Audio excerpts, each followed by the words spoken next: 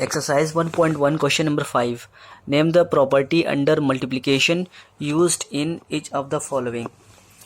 Question में 3 statement दिए गए हैं, हमें बतलाना है कि यहाँ पर मल्टीप्लिकेशन की कौन सी प्रॉपर्टी यूज़ हुई है. पहला पार्ट है -4/5 into 1 is equal to 1 into -4/5. तो अगर हम -4/5 को ए लेट कर लेते हैं तो यहाँ भी -4/5 ए हो जाएगा. A into 1 is equal to 1 into ए.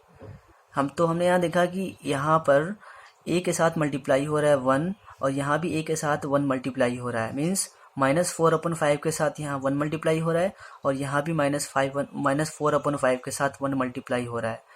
तो इस तरह से हम कह सकते हैं कि यहाँ 1 को मल्टीप्लिकेटिव आइडेंटिटी की तरह कंसिडर किया गया है. 1 is the multiplicative identity. Now second part, -13/17 into -2/7 is equal to -2/7 into -13/17. So if we let -13/17 as A, -13/17 as A and -2/7 as B, -2/7 as B. So हमने यहाँ देखा कि यहाँ A into b is equal to b into a हो रहा है. Means यहाँ पर कम्यूटेटिव प्रॉपर्टी एप्लीकेबल है. इसको हम इस तरह समझ सकते हैं कि 4 into 3 is equal to 3 into 4. यहाँ हमने सिर्फ प्लेसेस को इंटरचेंज कर दिया है. इसी तरह से हमने यहाँ भी सिर्फ प्लेसेस को इंटरचेंज किया गया है.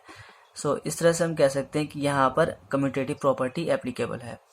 Now third part, -19/29 into 29/-19 is equal to 1. यहाँ -19/29 का रेसिप्रोकल 29/-19 है. इन दोनों को मल्टीप्लाई करने पर 1 आ रहा है. तो ये जो कंडीशन होती है सिर्फ मल्टीप्लिकेटिव इनवर्स में ही एप्लीकेबल होती है. मीन्स ए अगर कोई रेशनल नंबर है तो उस रेशनल नंबर का जो रेसिप्रोकल होगा मीन्स 1/a, तो इन दोनों का जो मल्टीप्लिकेशन होगा वो 1 के इक्वल होगा. और ये जो कंडीशन होती है वो मल्टीप्लिकेटिव इनवर्स प्रॉपर्टी कहलाती है. Now question number 6. Question number 6 में कह रहा है कि multiply 6/13 by the reciprocal of -7/16. 6/13 को -7/16 के रेसिप्रोकल से मल्टीप्लाई करना है. तो सबसे पहले हम -7/16 का रेसिप्रोकल फाइंड आउट करेंगे. तो reciprocal of -7/16 is equal to -16/7. Reciprocal करने का मतलब डिनोमिनेटर को न्यूमरेटर कर देंगे और न्यूमरेटर को डिनोमिनेटर कर देंगे, कुछ इस तरह से -16/7. अब क्वेश्चन में कह रहा था कि 6/13 को -7/16 से मल्टीप्लाई कीजिए. तो सबसे पहले हम 6/13 लिखेंगे और मल्टीप्लाई का साइन देंगे और इसके रेसिप्रोकल से -16/7 से मल्टीप्लाई कर देंगे. मल्टीप्लाई करने पर -96/91 आ जाएगा. Now question number 7. Question number 7 में कह रहा है कि tell what property allows you to commute 1/3 into 6 into 4/3 as 1/3 into 6 into 4/3. यहाँ पर कौन सी प्रॉपर्टी एप्लीकेबल है हमें ये बतलाना है. तो अगर हम 1/3 को ए लेट कर लें तो यहाँ भी 1/3 ए हो जाएगा. 6 को बी लेट कर ले तो यहाँ भी 6 बी लेट हो जाएगा.